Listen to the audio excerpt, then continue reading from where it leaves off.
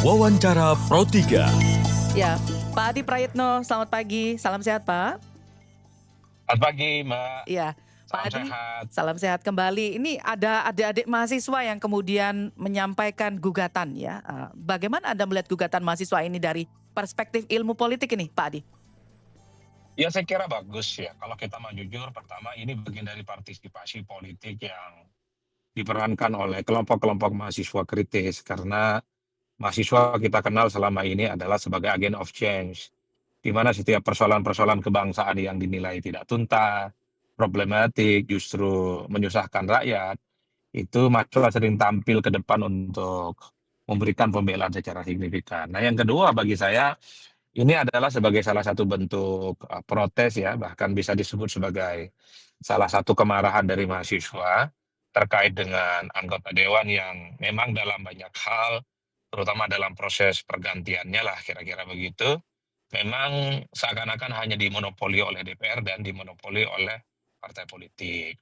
Oleh karena itu, ketika ada judicial review yang dilakukan oleh mahasiswa ke Mahkamah Konstitusi, ini adalah untuk mencari cara keadilan, cari jalan keadilan supaya rakyat secara umum Hmm. itu juga punya kontribusi dan memiliki catatan kira-kira siapa wakil rakyat yang layak diganti, layak di PAW, di pemberhentian antar waktu, dan layak di reshuffle. Udah situ saja sebenarnya jalan ceritanya, Mbak. Oke. Karena selama ini kan pemberhentian anggota dewan itu ya tidak sesuai dengan harapan.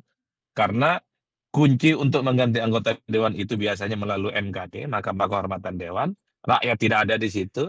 Yang kedua melalui partai politik. Rakyat juga tidak ada di situ. Maka yang digugat itu adalah pasal 239 kan. Mhm. Untuk melibatkan bagaimana rakyat secara umum juga berkontribusi, memiliki saran, termasuk juga soal peran mereka, rakyat bisa merekomendasikan sang anggota dewan untuk bisa diganti, kira-kira begitu. Oke. Tapi mekanisme recall oleh rakyat ini lazim nggak dalam demokrasi lain ya? Kalau mungkin di Indonesia barangkali ini agak shocking gitu, Pak Adi.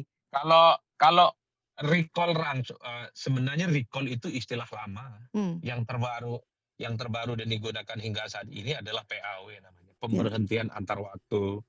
Nah, sebenarnya mekanisme pemberhentian antar waktu memang diatur oleh undang-undang. Pertama melalui partai, yang kedua Mahkamah Kehormatan Dewan. Cuman karena seringkali apa yang dilakukan oleh partai terkait dengan pemberhentian ini, termasuk soal MKD ya, itu tidak sesuai dengan harapan rakyat, maka rakyat ingin terlibat secara langsung. Hmm. Ini nggak lazim sebenarnya, tapi kalau saya memahami, ini sebagai salah satu bentuk amarah dan protes rakyat gitu ya. Karena kok ini proses pergantian anggota dewan tidak sesuai dengan harapan rakyat. Contoh, beberapa waktu yang lalu ketika ada 5 anggota dewan yang disidang etik, ya pada akhirnya kan kembali aktif mereka jadi anggota dewan. Ya. Iya kan? Sekalipun ada yang disanksi, misalnya kena skor 6 bulan, 4 bulan, kemudian ada yang skornya cuma 2 bulan, bahkan ada yang langsung aktif kembali, kan publik merasa kok rasa-rasanya untuk mengganti anggota dewan sekalipun dinilai punya cacat secara etik kok susah sekali kalau diserahkan kepada MKD, Mhm. atau susah sekali kalau hanya diberikan kepada partai politik. Itu yang sepertinya membuat kenapa usulan-usulan terkait dengan pergantian anggota dewan itu harus melibatkan rakyat secara langsung. Ini nggak lazim, tapi bagi saya ini adalah semacam klimaks ya. Jadi rakyat yang ingin terlibat lah, bagaimana cara mengganti anggota dewan yang sekalipun punya catatan kurang baik, negatif, itu susah untuk diganti, kira-kira begitulah, Baik. Mbak. Tapi jalur yang ditempuh apakah sudah sesuai gitu dengan judicial review melalui Mahkamah Konstitusi ini? Kalau saya sih melihat paling pas. Hmm. Kepada siapa? Rakyat dan mahasiswa ini berharap supaya mereka itu secara langsung punya kontribusi untuk memberikan kritik untuk mengganti anggota dewan. Berharap dari partai tidak mungkin, Hmm. berharap dari MKD tidak mungkin. Satu-satunya jalan untuk mencari keadilan saat ini adalah Mahkamah Konstitusi, Mbak. Hmm. Seperti halnya Oke. perjuangan-perjuangan yang lain dulu, misalnya kan banyak rakyat supaya ambang batas presiden dihilangkan, Hmm. supaya ambang batas parlemen dihilangkan. Berharap pada parlemen, berharap pada partai, berharap pada pemerintah. Nggak ada. Satu-satunya mencari keadilan itu dengan cara melakukan judicial review ke Mahkamah Konstitusi.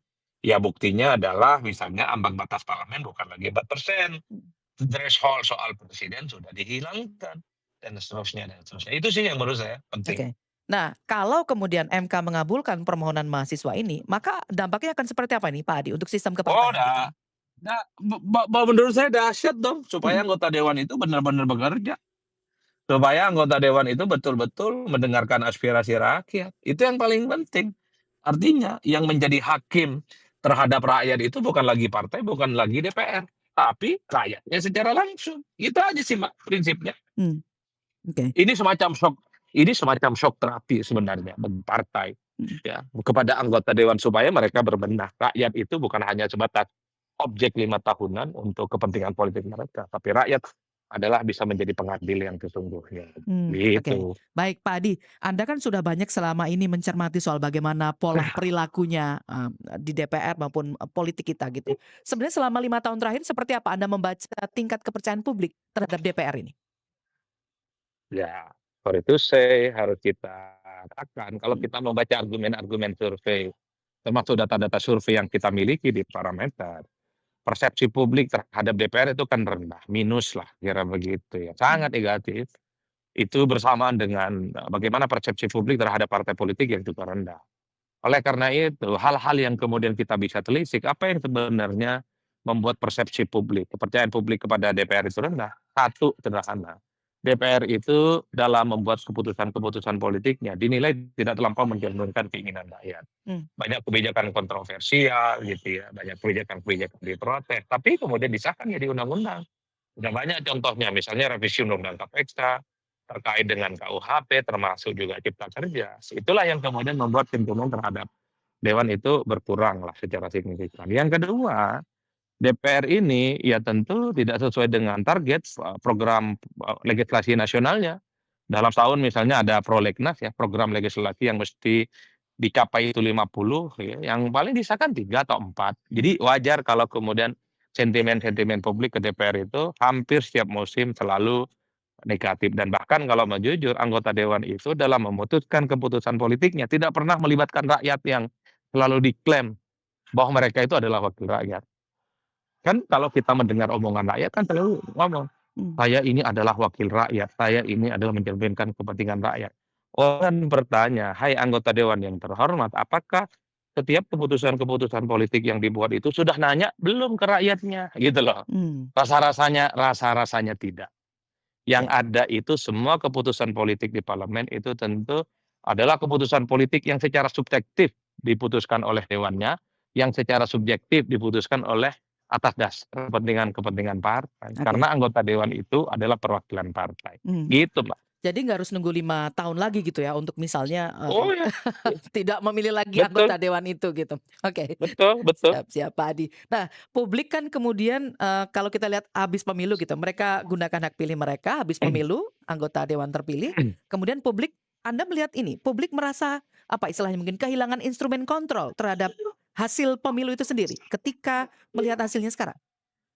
Ya, menurut saya bukan hanya kehilangan instrumen kontrol ya. Heeh, Dewan dewan ini ya secara formal aja judulnya ada, tapi secara prinsip, secara substantif mereka itu dalam banyak hal dikritik karena tidak mencerminkan kepentingan dan aspirasi rakyat. mmm, Dan mereka itu kan yang dikritik dari anggota dewan mungkin mereka turun ke masyarakat ya jelang pemilu saja. Tapi day to day ya menyambangi masyarakat, berdiskusi dengan masyarakat, apalagi ngasih solusi kepada rakyat, itu kan jauh panggang dari api. mmm, Itulah yang saya sebutkan, bisa tidak anggota DPR kita setiap ingin memutuskan keputusan politik apapun, dia datang ke daerah pemilihannya, tanya kepada rakyatnya, "Hai rakyatku, apakah saya boleh setuju atau apakah saya harus menolak?" Misalnya terkait dengan RKUHP. Enggak ada pembahasan kayak gitu, Mbak. oke, Hai rakyatku, boleh tidak Undang-Undang Cipta Kerja ini saya dukung atau saya tolak?" Itu tidak ada. Jadi anggota dewan itu cara kerjanya adalah peran subjektif anggota dewannya, yang kedua adalah sesuai dengan keinginan partai. mmm, Kan itu saja. mmm, Oleh karena itu bagi saya gugatan yang dilakukan oleh mahasiswa ke Mahkamah Konstitusi ini shock terapi, bahwa rakyat punya hak untuk mengganti anggota dewannya, oke. bukan hanya partai, bukan hanya DPR. Saya kira di situ Baik. konteksnya. Kita berandai-andai atau masih menunggu karena perkembangan selanjutnya, tapi resiko terbesar kalau rakyat diberi kewenangan mencopot anggota DPR nanti akan seperti apa, Pak Adi? Bagus, Mbak, bagus. Mmm, Karena rakyat itu adalah pengadil dan pengadilan yang sesungguhnya. rakyat akan sangat objektif menilai siapa yang harus diganti dan siapa yang tidak diganti. Itu saja sih menurut saya. Hmm. Kemudian apa resikonya kalau mekanisme ini ditolak dan status quo-nya dipertahankan? Ya pasti rakyat akan terus mencari cara, mencari terus jalan Hmm. bagaimana cara mereka punya punya hak dan punya kontribusi untuk merekomendasikan kira-kira dewan mana yang harus diganti ataupun tidak. Oke. Ini secara prinsip sebenarnya adalah soal mekanisme pergantian anggota dewan. Kok tidak pernah ngelibatin rakyat? Kenapa rakyat tidak pernah diajak bicara?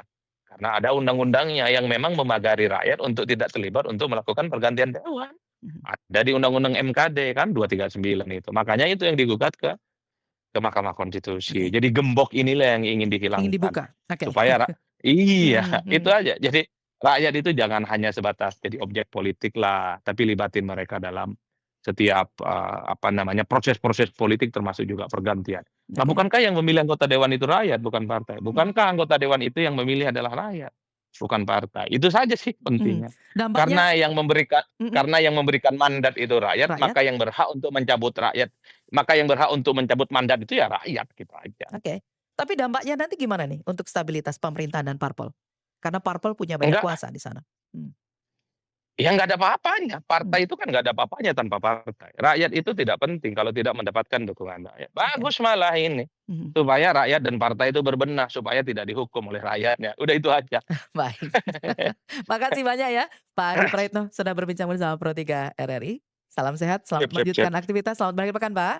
Ya, Pagi demikian pagi. tadi perbincangan kami bersama Direktur Eksekutif Parameter Politik Indonesia PPI Adi Prayitno.